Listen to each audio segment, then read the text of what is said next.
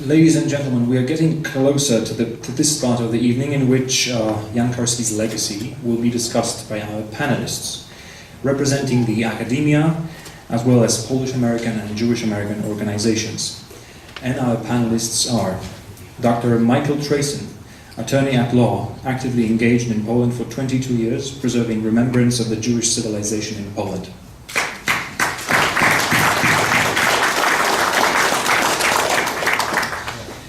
Neal Pease, professor and chair of the Department of History at the University of Wisconsin in Milwaukee.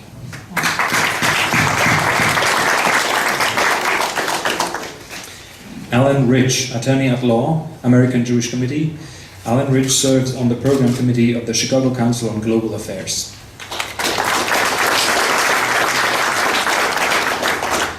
And Dr. Thaddeus Radzilowski, historian, sociologist, president of the Piast Institute.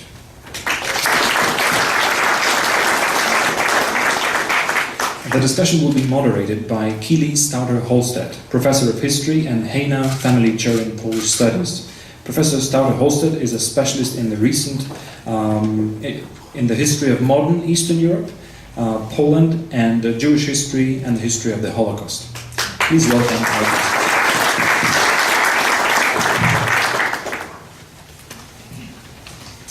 Thank you. Welcome to all of you. It's great to see such a interested and large crowd with us tonight. I want to particularly welcome the veterans and the members of the resistance movement who were able to be with us tonight. It's just wonderful to see so many of you here tonight. So I want to thank the consuls for asking me to moderate the discussion tonight. It's a great privilege to be with you.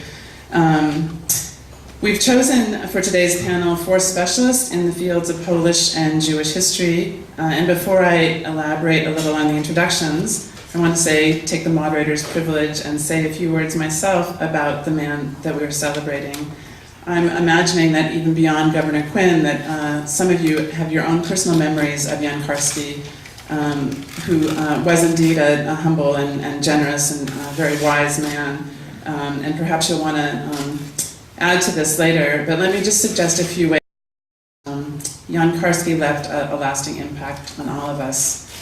We know that Karski was raised in the multicultural city of Łódź, that he was surrounded by Jews as well as Polish Catholics. And when the Germans invaded in September of '39, he was quickly commissioned into the Polish army, stationed ironically at Oświęcim, at Auschwitz. The officers' quarters were then housed there, and of course it would later become something else.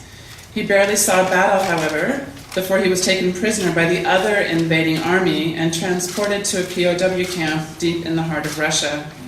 Within a few weeks, he had escaped and made his way back to Polish territory, where he soon began to serve the Polish underground state in a really peculiar capacity.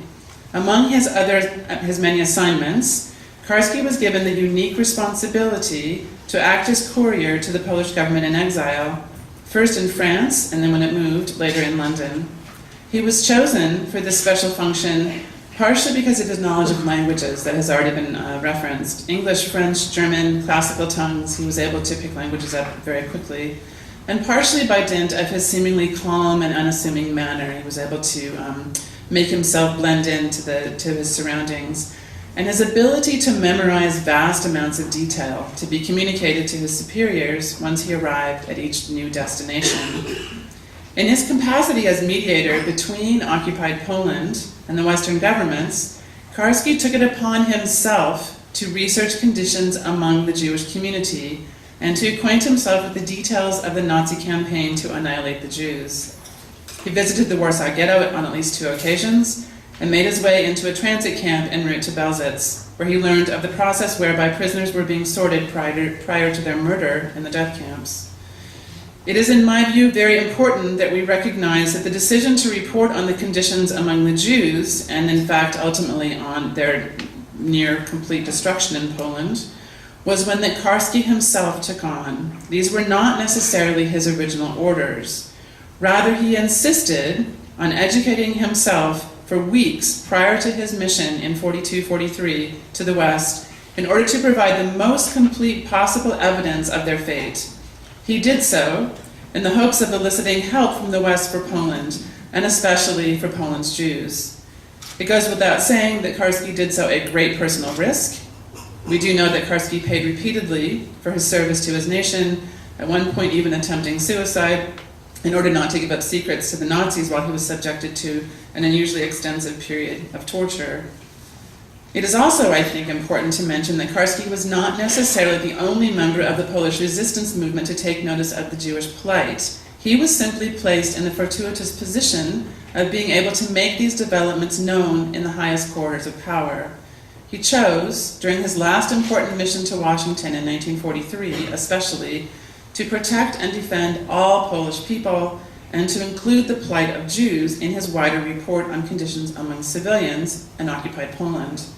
What the Western world chose to do with that information that he imparted was beyond his control, but he is to be lauded for making every possible effort to alert them to the tragedy unfolding within Poland.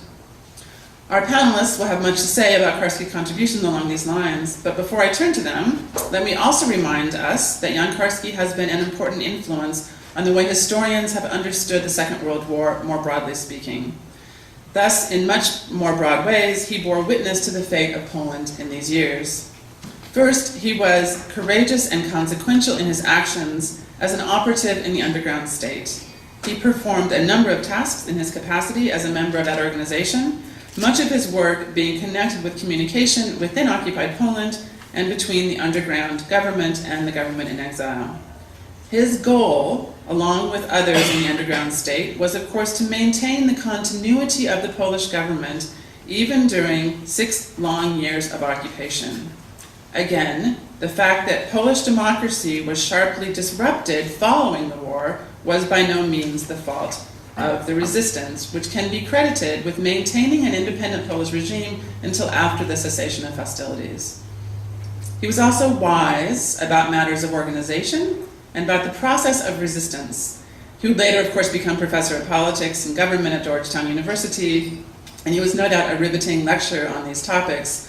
But in his memoir that some of you have read, he's able to analyze the processes by which the underground state functioned in a very distilled and synthetic and extremely adroit way, which makes it helpful for later audiences to understand the layout of that government. Karski was above all a witness, and to his credit, he was a relatively neutral, unbiased observer. We have many other memoirs of the period, but none as balanced and analytical, I would say, as Karski's account. He is also self-deprecating in his memoir, and critical of his own behavior at times, which often helps lend a sort of an air of greater veracity to his account. He apologizes for being weak, for not working hard enough, for making mistakes. And finally, of course, he had a terrific memory. Some said he had a photographic memory, which is what made him the perfect messenger. His memory allowed us access to an immense amount of detail about the way the underground state functioned. His account is more complete than others that I have read about the underground and the Polish resistance movement. Let me just add that Karski remained for the duration of his life in America a wise and philosophical soul. I too met him later in his later years. He was above all a gentleman. He had strong opinions, to be sure, but he always delivered them in a soft-spoken manner and with every respect for his interlocutor. So with that introduction, let me turn to our distinguished panelists, each of whom will have a few minutes for opening comments, and after that we will open the floor for questions from the audience. So we'll begin in order with Michael Traison, who is an activist in the Jewish community, and especially in Polish affairs. He has initiated and directed over 80 different projects focused on Poland, along the themes of remembrance of the lost Jewish civilization in Poland, Polish-Jewish relations, and providing opportunities for Jews in Poland to connect with their Jewish identity. Among other accolades, he has been awarded the Polish Heritage Award and recently was recognized by the President of Poland upon receiving the coveted Knight Cross of the Order of Merit. Traison has been a board member and officer of a number of organizations, including the Polish American Association and the American Israel Chamber of Commerce, which he served as president. Dr. Traison will speak today on Poland in the heart of Jews and Jews in the heart of Poland, a civilization Jan Karski hoped to save. Let me introduce all the speakers, and then we'll start from the beginning. So our second speaker is Neal Pease of the University of Wisconsin-Milwaukee. He is professor and chair of the Department of History there, where he teaches and publishes in the field of modern Polish and Central European history. His most recent book, Rome's Faithful Daughter, The Catholic Church and Independent Poland, 1914-1939, won multiple awards as the Outstanding Book of the Year in the fields of Polish Studies and History of the Catholic Church. He is past president of the Polish American Historical Association and recently has been appointed editor-in-chief of the Polish Review. Professor Pease's presentation today is entitled Jan Karski, the Polish Government-in-Exile and the Polish Home Army during World War II. Our third speaker, Allan Reich, serves as the National Executive Council of the American Jewish Committee and chairs its International Relations Commission. He also serves on the advisory boards of AJC's Berlin-Romer Institute for German Jewish Relations and Brussels-based Transatlantic Institute. Mr. Reich is a member of the board of directors of the Illinois Holocaust Museum and Education Center and serves on the program committee of the Chicago Council on Global Affairs. His talk today is entitled Jan Karski's Broader Legacy for Humanity. And finally, our fourth opening statement comes from Dr. Thaddeus Radzilowski, who is president of the Piast Institute, a national research institute on Polish and Polish-American affairs. Dr. Radzilowski specializes in Russian and East European history and on the diasporas from those regions, as well as on the Holocaust. He's professor emeritus at Southwest Minnesota State University and is currently a lecturer in history at the University of Michigan, Dearborn. A longtime member of the National Polish-American Jewish American Council, he served as co-chair of the council from 2005 to 2010. His talk today focuses on Jan Karski The Messenger. So we'll begin with Michael Traison, and I have control of the microphone. Dziękuję, thank you, dobry wieczór, and erev tov to everybody. The benefit of the seating arrangement is you only have to listen to me, you don't have to see me. You know, I know that Polish people are always late, and I know that Jewish people are always late, but putting the two together in a room really makes things go late. So I'll try to be a little more brief than perhaps I might be otherwise. Let's start with a riddle.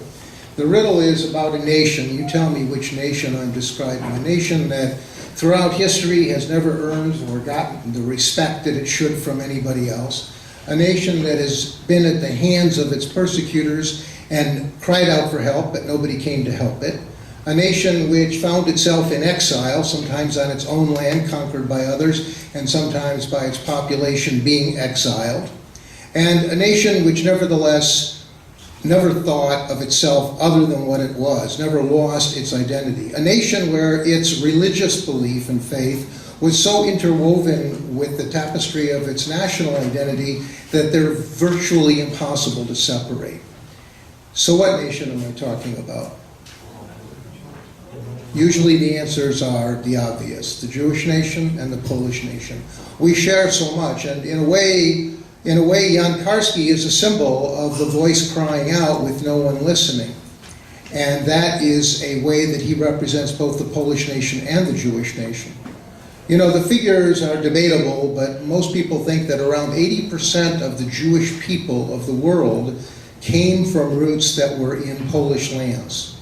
Of course, we give respect to the Sephardic Jews, but the Jewish culture that most people know, 90% of the North American Jewry, was created in Poland. So there is a connection between language and culture and the kitchen and so on. These two nations are really tied together. They're tied together in a unique way which just cannot be paralleled with any other country of our Jewish dispersion. We don't have a relationship with any other country as we do with Poland, even until today. And again, Jan Karski is a symbol of that. I should start out by saying, as most of you know, that we Jews, we don't celebrate birthdays. The date of the birth is not so important. We observe the Yahrzeit, we observe the last part of a person's life. And the reason why is because everybody can be born, but it's what you do during the time of your life that really makes a difference. And so we venerate our tzaddikim and we venerate our heroes by looking at the date of their death rather than the date of their birth. So earlier when we heard from Conrad, or was it from Robert, that there were various dates for the birth of Jan Karski, I'm not so sure it matters when he was born. I think what matters is what happened after that. So we observe the Yahrzeit, and in a sense here we can enjoy talking about the life of a very great man. Remembrance for us Jews is also one of the most compelling and greatest commandments that we have. We're told to remember the Sabbath day, but we're also told to remember Amalek and what Amalek did to us. So what we're doing here today is very much in a Jewish tradition, and that is remembering. It's also a Jewish tradition to refer to the Torah reading of the week. This week on Saturday in synagogues throughout the world, we're going to read a very appropriate portion of the Torah called Kiddushim. And in Kiddushim we are taught to protect the neighbor, to protect the foreigner. And in a very real way, isn't that exactly what Jan Karski was doing and what other heroes were doing at the same time? However, I must say that I feel quite presumptuous talking about Jan Karski or even discussing this subject when I'm in the presence of people who are sitting in the first row here who have a lot more right to be able to talk about their experiences and what they went through than somebody who was born after the war. And on the other hand, having on the right-hand side of me true scholars who teach the subject matter. But I was asked to make a few comments, and I wanted to give at least one Jewish perspective of Jan Karski and what we're doing here today. Timing is so important because this is a very important day that we celebrate his birthday on. It's very appropriate. It was just 48 hours ago that we finished celebrating the first Independence Day of the Jewish people, the escape from slavery and our liberation. And at the same time, it'll be 48 hours from now when all of us, Jews and Catholics, and I hope everybody else on the planet, will celebrate the canonization of John Paul II. And when we do that, those of us who are of a certain age will also remember John the 23rd. John Paul II, of course, the Polish Pope, he is credited with a great deal in terms of embracing Jews, in enhancing the relationship between Jews and Catholics, and also bringing down communism and opening up the world, opening up Eastern Europe. I think for many of us, we consider him our Pope too, even if we're of the Jewish faith and not Catholic. And we particularly, as the elder brothers in faith, remember the phrase that he used, which was, "We are two religions, but one faith." And for people of faith, I think that has a great deal of meaning. We also are going to be observing in just 72 hours from now, Yom HaShoah. Yom HaShoah, the Shoah day that remembers those who fell and those who fought in the ghettos, the decimation of the Jewish people. We'll also remember not only the 6 million Jews, and these 6 million were 1/3 of all the Jews of the world. 1 out of 3 were murdered in those few years by the Germans. And that was 1/2 of all the Jews of occupied Europe. And the Germans murdered 90% of the Jews of Poland. But they did more than that. They also vaporized an entire civilization, an entire institution, the infrastructure, the hospitals, the schools. It goes even beyond the tragedy of the human loss. It was a loss of an entire world. As someone referred to it the other day, it's the Atlantis. It's the Atlantis of the story of what happened. And for many Poles that I've met, this is not the history of another nation. This is the history of the Polish nation. We've heard it said many times that you can't have Jewish history without Polish history, and you can't have Polish history without Jewish history. And many of us sit at meetings like this, and there's a tension that exists because we're sitting not talking to strangers. We struggle over difficult questions and conflicts. There are so many issues. I think the only other context in which people have such difficulty talking about these subjects is right inside the family. And I think that's what makes it unique. How many times have I heard Jews say, "I'll never travel to Poland." So where are you going? "I'm going skiing in Austria." It doesn't make any sense, does it? Because it comes out of emotion. And we need to talk about these things. And we have a program here in Chicago for years now where we've called it Poland in the Heart of the Jews and the Jews in the Heart of Poland. Why we love to hate each other. And the people who come to that, who are willing to open up and talk about these issues, are able to explore these subjects. And I see when we have these discussions that people are very anxious to do that.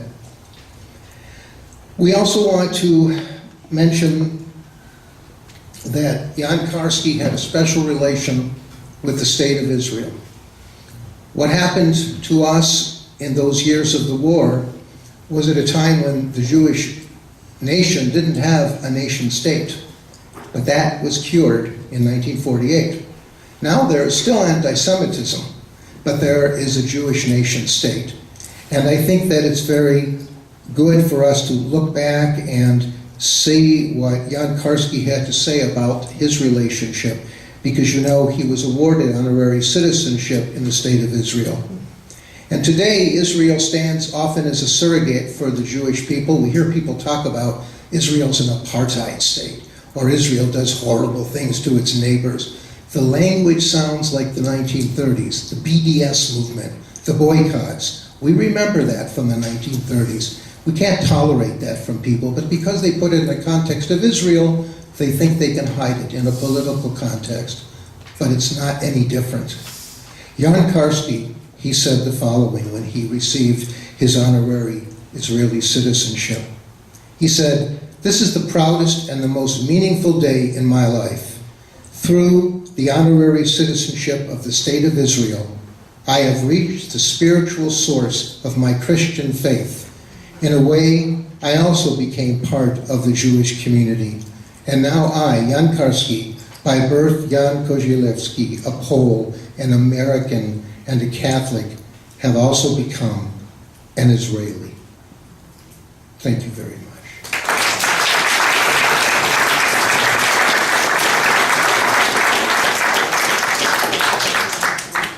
Professor Pease, Polish government in exile, Jan Karski, and the Polish Home Army during World War II. Thank you, Keely. Thank you for the invitation. It's a pleasure and an honor to have been invited on an occasion like this. When I was thinking about what I would say tonight, I was actually reminded of a conversation that I had with our daughter a few years ago. We were talking about the Second World War, and she said something that for me was a sort of clarifying moment, because it was clear to me that in her mind, the obvious reason that the Allied nations had gone to fight the Second World War was to protect and liberate the Jews of Europe. Now, our daughter is an intelligent, well-informed young woman. She grew up in a house in which the Second World War was a common topic of conversation, but of course she's wrong. And I don't want it to be misunderstood if I say that in fact no government fought the Second World War on behalf of the Jews and to liberate the Jews. And I think this is an important thing to remember, because we now take that for granted. That yes, that was the great cause of the war. But at the time, that was not the reason that the Allied nations fought. Poland fought, of course, to protect its independence and territory against attack by Nazi Germany and the Soviet Union. The United Kingdom and France went to war ostensibly to defend the independence and territorial integrity of Poland. The Soviet Union went to war with Nazi Germany after having, if we may say, let loose the dogs of war in the first place in defense of its very existence after Hitler treacherously turned on the country that had been basically his closest ally during the first 2 years of the war. And then, of course, the United States of America went to war because it was attacked by Japan, and because we wanted to defend the United Kingdom and the British Empire. It also is worth mentioning that no Allied government wanted the war effort to be seen as one that was fought on behalf of the Jews, if for no other reason than it was thought to be detrimental to the war effort, because of course this was a staple of Nazi propaganda, that the whole Allied cause was somehow a manipulation of world Jewry. again, I think it's important to remember this because it is only relatively recently that what we have come to know as the Holocaust or the Shoah took on the importance that we now give it. It is only recently that it was seen as somehow special and unique in the legacy of the terrible things that happened in the war. For many years, it was simply seen as one of the many beastly things that the Nazis had done. It didn't have the special urgency that we now recognize that it has.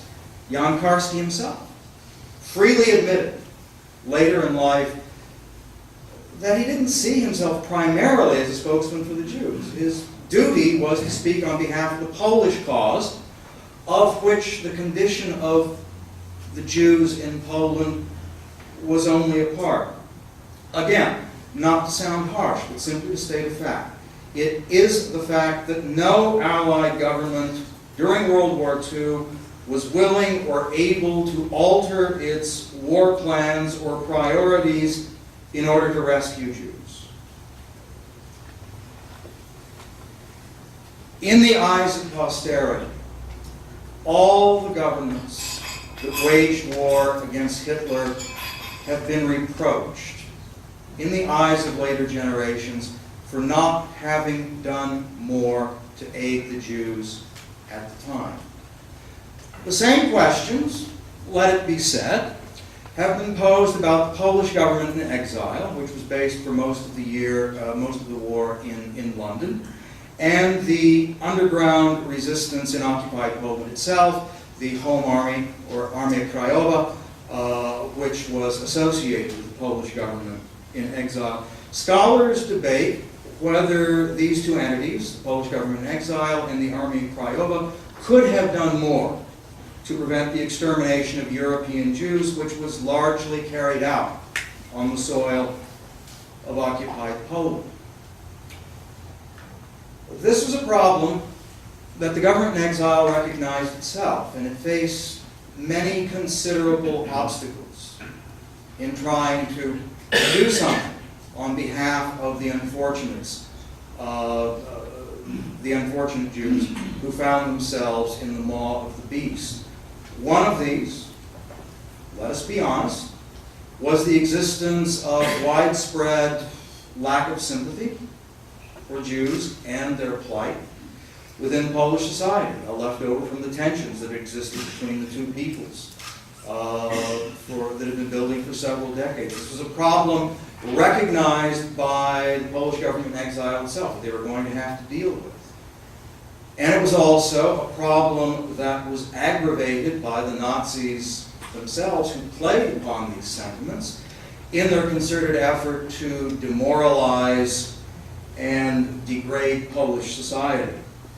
There was also the fact that in an atmosphere of privation and poverty and hunger and starvation, that Nazi rule offered many perverse incentives to Poles to denounce Jews, to turn them in, or to share in some small way in the expropriation of Jewish property. It is also important to remember that in an atmosphere of overwhelming terror, that in occupied Poland and occupied Poland alone, the harshest of penalties was decreed for giving any assistance whatsoever to Jews, from hiding them, from arranging escape, to offering a drink of water to those sentenced to die on transport trains. I think this always has to be borne in mind, the uniqueness, the unique harshness of Nazi rule in occupied Poland. There was also the virtual imprisonment of the Jews within the ghettos, the physical isolation of them, which made giving any sort of assistance to them, tangible assistance, extremely difficult. And there was also the desire of the Polish underground, the AK, to husband scarce resources and weapons for the uprising that was planned for the moment of imminent liberation. That all said, Polish Government-in-Exile and the Army of Krajowa, I think we can say, played its part at least as honorably, perhaps more so, than any other of the Allied governments. And most of the people in this audience will know what I'm talking about. I'm talking, for instance, about the activities of the Żegota, the Council for Aid to Jews, the only such secret underground operation on behalf of Jews that existed in occupied Europe. We can mention the punishments that the Army of Krajowa handed out to Poles who were seen as guilty of blackmailing or betraying Jews. And not least, of course, the reason for which we are gathered here, the mission of Jan Karski, a Polish Catholic who called himself later in life a Christian Jew, perhaps in the same way that Czesław Miłosz used the phrase, a Jew with the New Testament, who became the foremost witness of the Holocaust at the time it was happening. You have already, I'm sorry, have you not been able to hear me all this time? All right, okay. You have already heard, or you will already have heard about his 2 visits to the Warsaw Ghetto in 1942, or what remained of the Warsaw Ghetto, after most of the inhabitants had already been shipped off to Treblinka for gassing.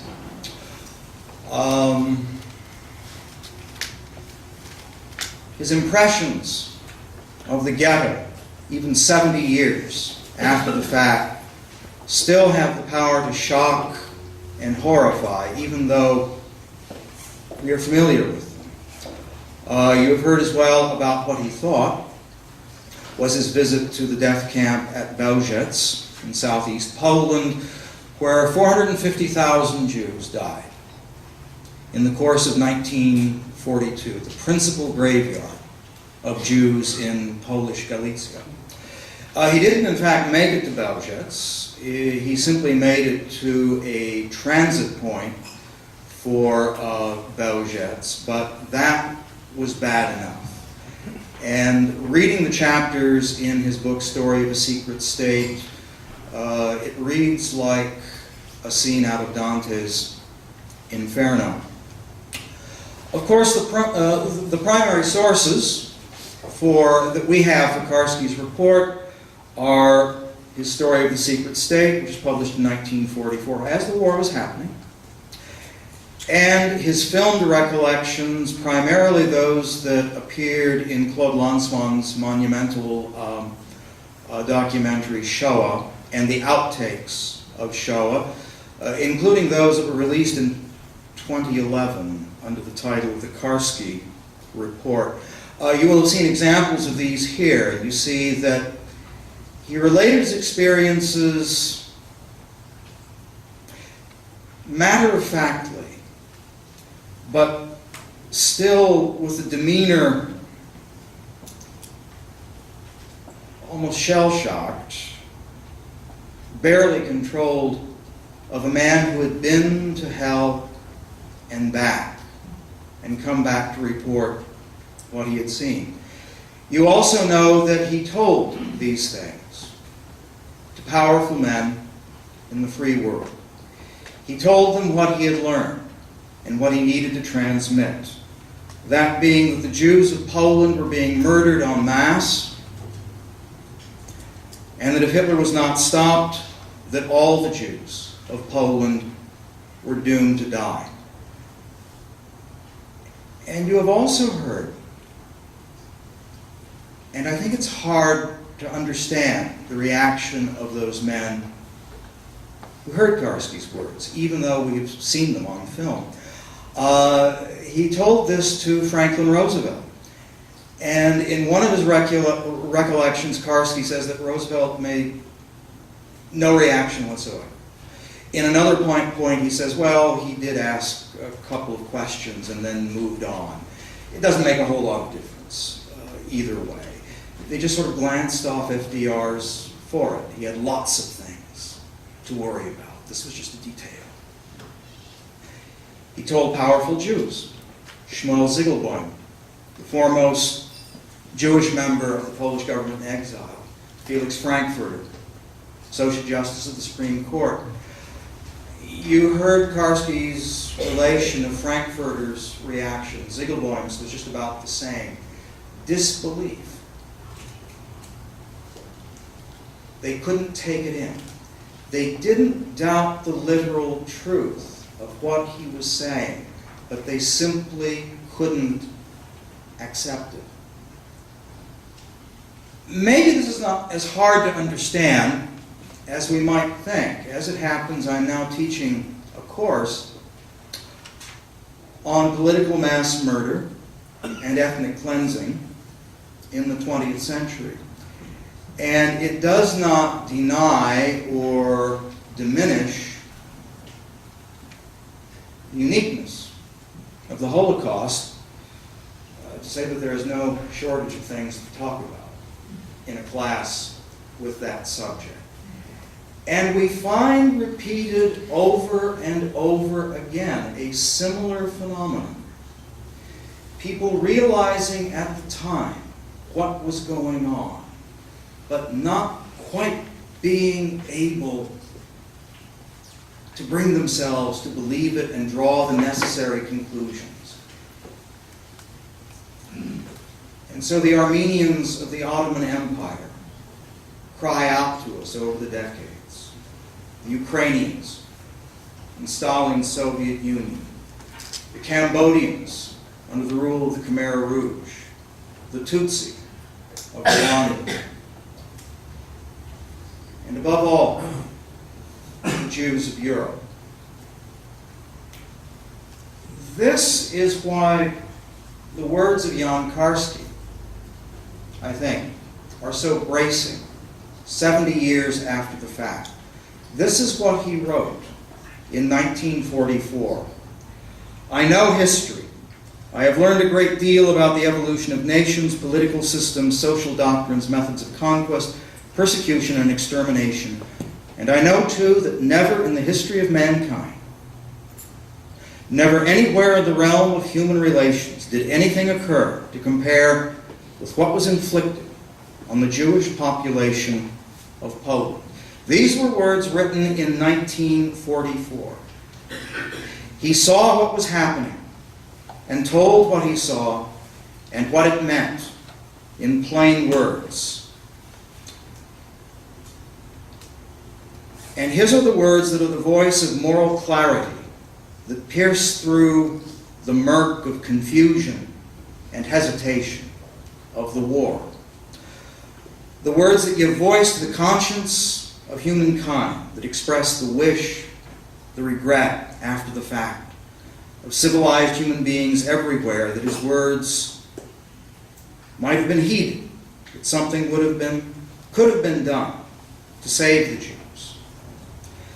Because of this, the memory of Jan Karski does honor to the Poland of which he was so illustrious a son. But it transcends Poland alone and speaks for the noblest instincts of humanity in all times and in all the world entire. Thank you.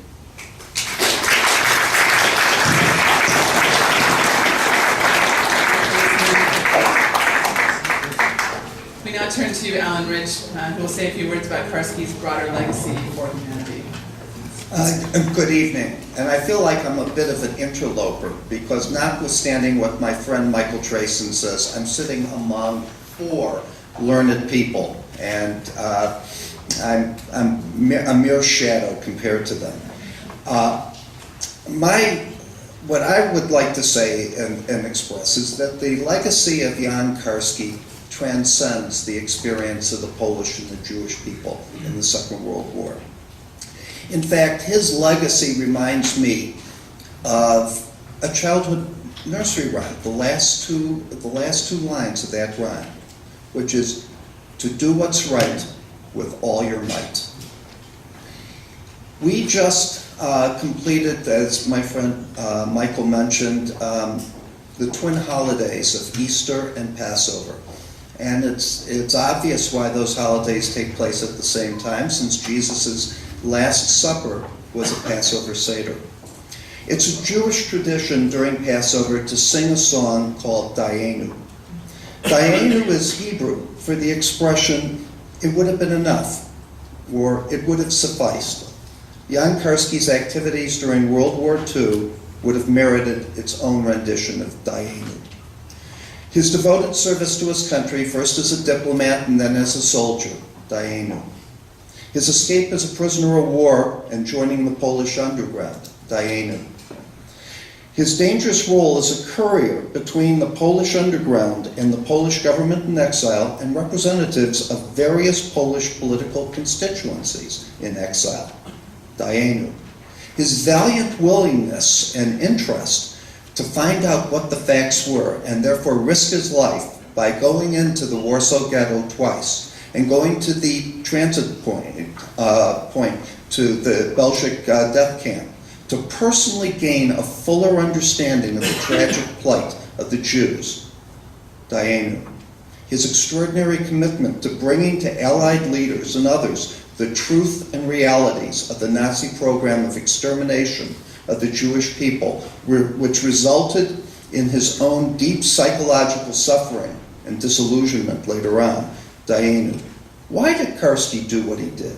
In the simplest terms, he felt and knew that it was the right thing to do as a human being, and he expected it of others. I'd like to read from a couple of paragraphs from the end of the story of the secret state. And this is his visit with Franklin D. Roosevelt in July of 1943, because it's interesting what he says and his feelings at that moment. He says, like Sikorsky, President Roosevelt's interests embraced not merely his country, but all humanity. When I left, the president was still smiling and fresh. I felt fatigued. It was, however, not an ordinary fatigue, but more the satisfied weariness of the workman who has just completed his job with a last blow of his hammer, or an artist who signs his name under the completed picture. Something was coming to an end, and all that was left was this weariness, but also the satisfaction of having achieved what I had set out to do. So you can imagine Karski at that moment, having conveyed this information to Allied leaders and others. He had given his all and momentarily felt the personal satisfaction that came with it. And then came the personal, emotional crisis that arose when leaders like Roosevelt and the world generally failed to act. During an interview in 1995, Karski spoke of the Holocaust, but I think there's a universal character to it. He said, "It was easy for the Nazis to kill Jews because they did it. The Allies considered it impossible and too costly to rescue the Jews because they didn't do it.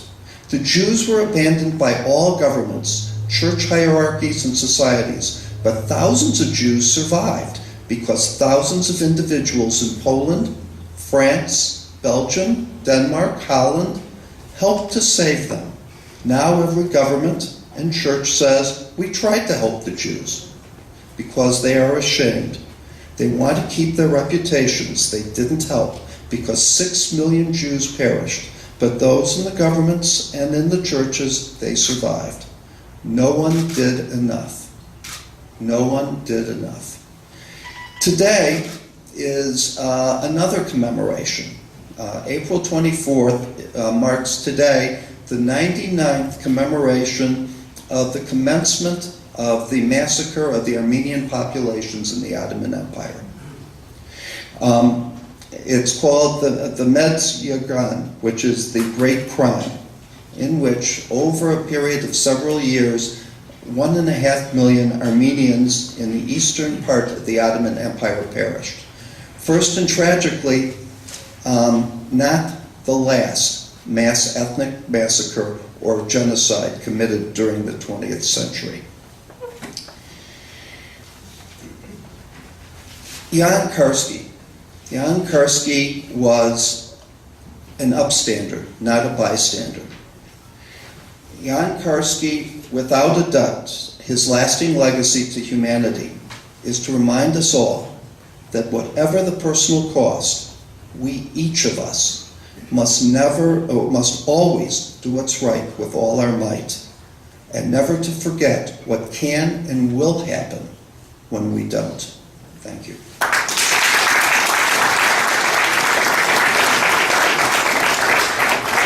I think it's interesting that so many of us are quoting from Karski's memoir, and it sort of gives a testament to the importance of a written legacy, so that we have the details of his experiences and just sort of the nuances of what he was thinking at the time in 1944 to draw on. And to sort of further elaborate on the issue of information transmittal, we have Dr. Radzilowski, who will speak on Jan Karski as a messenger. Thank you. I had the honor to know Jan Karski. I once spent a good part of a week with him in the late 1980s, taking him around to colleges in Minnesota on a lecture tour that I had arranged for him.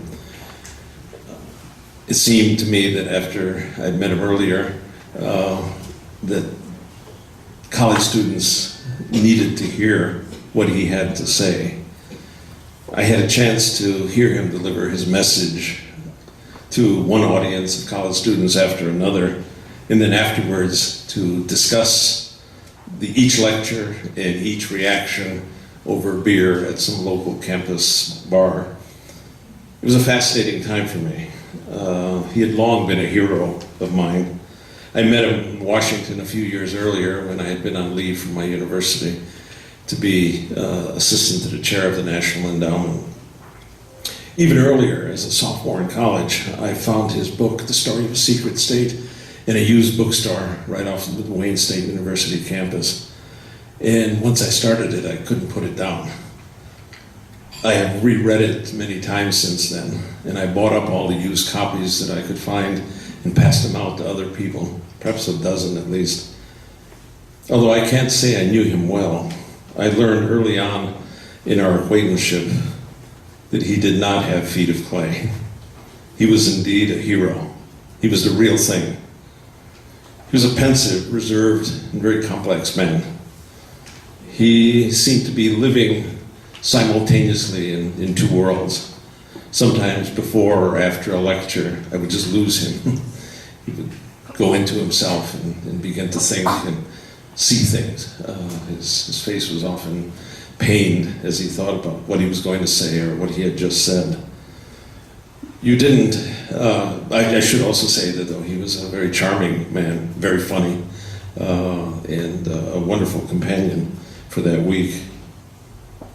You didn't have to know him long before he found an occasion to introduce the subject of his family, the Korzylewskis. He always pointed out that they were not gentry. They were a middle-class family from Łódź. And yet, there was probably no one more noble-looking than Jan Karski. Although he had no claim to gentry status, his whole manner bespoke a kind of nobility. He loved tailor-made suits and shirts, and he wore them very well. He was an elegant man. He enjoyed fine cuisine, and he did his eating with a great deal of ceremony. It was like watching a communion almost as he sipped his Manhattan. And probably there's no one who ever smoked a cigarette more aristocratically than Jan Karski.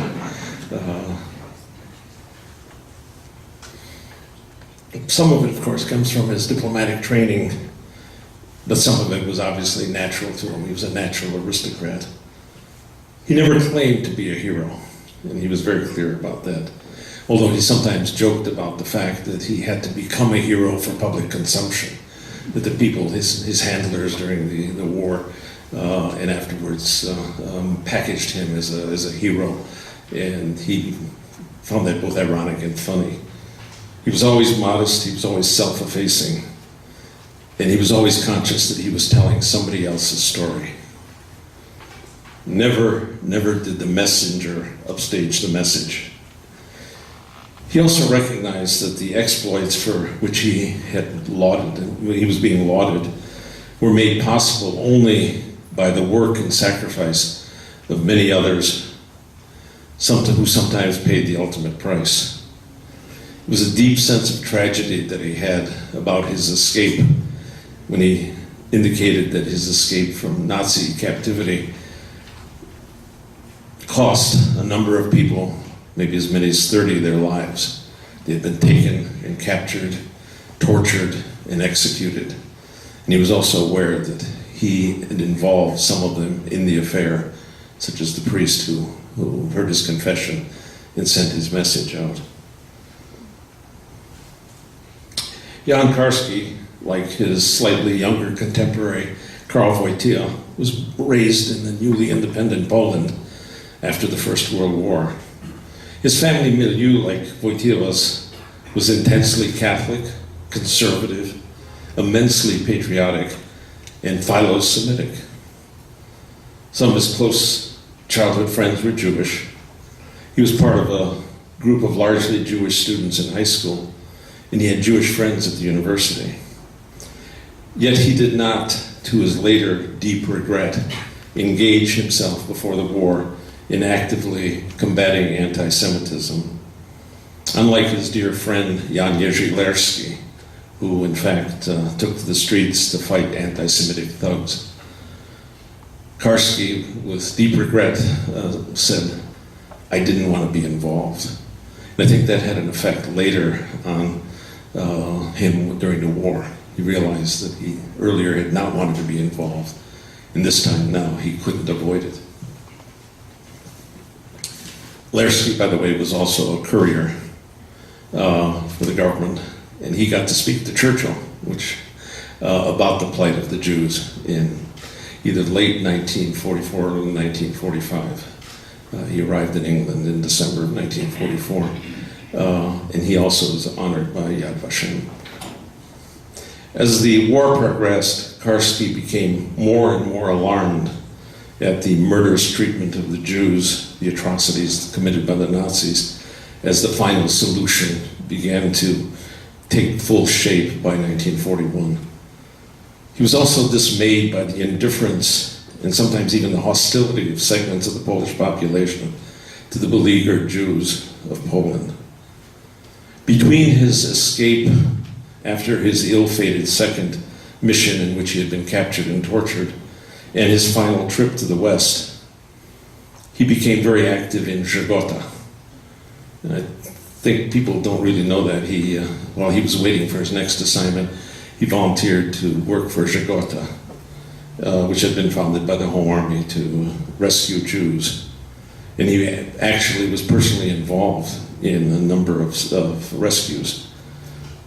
In preparation for his last mission, as we've already heard, he made his famous visits to the ghetto, to the transit center at Izbica Lubelska, and he held meetings with Jewish leaders.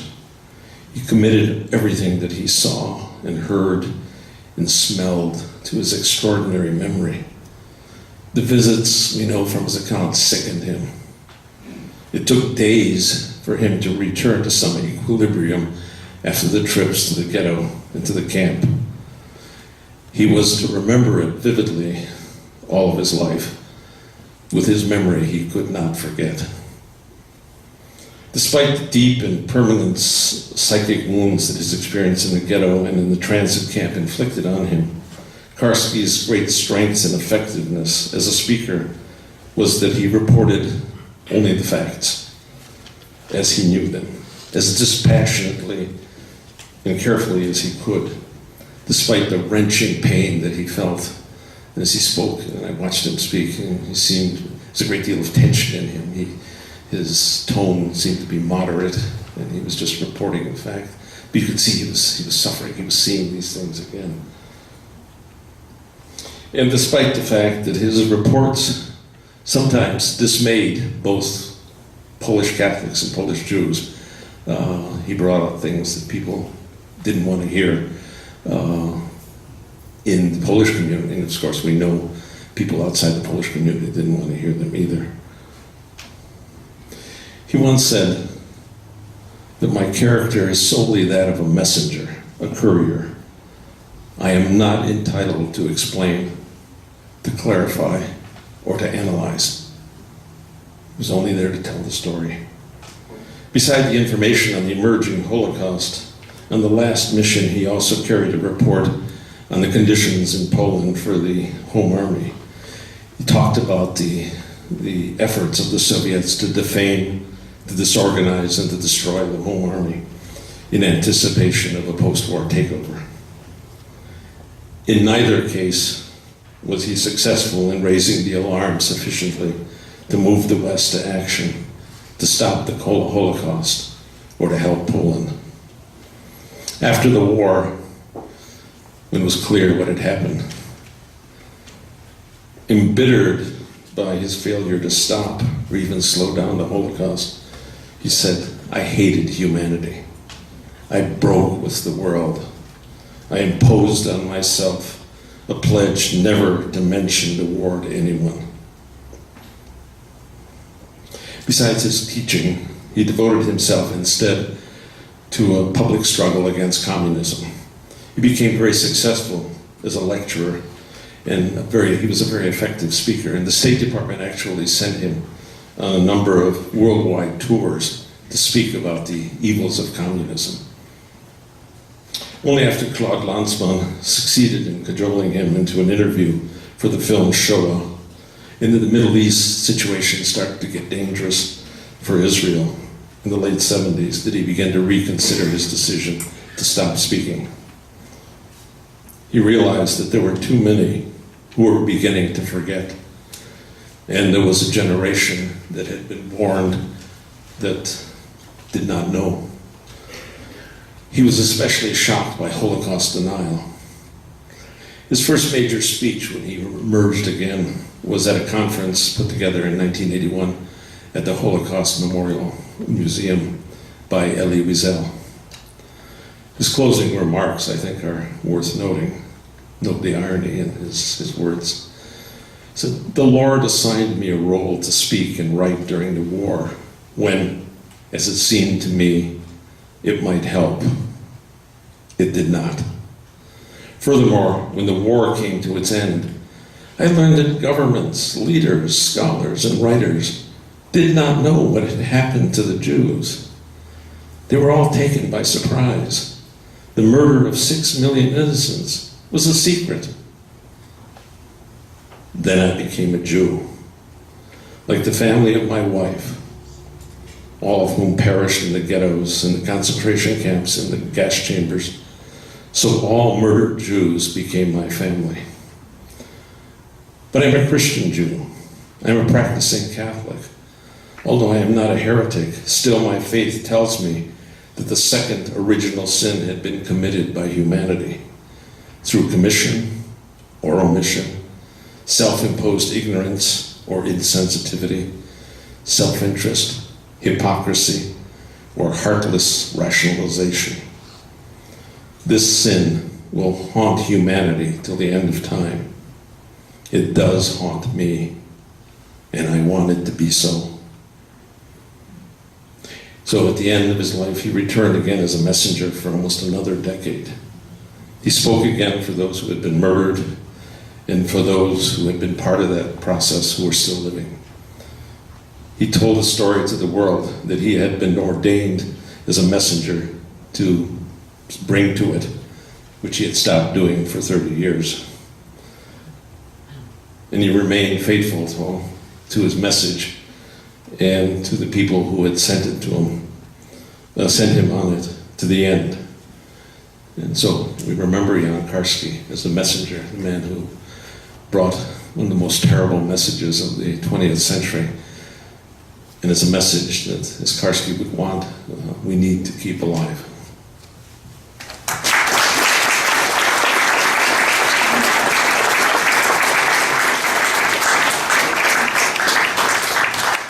With that, let me thank our distinguished panelists and our extremely lively and engaged and well-informed audience. And I think we can take a break. And the veterans and members of the resistance who were able to make it here today. Thank you so much. Thank you very much. Thank you to our experts for sharing with us their expert knowledge. Thank you for being here with us to commemorate young Karski.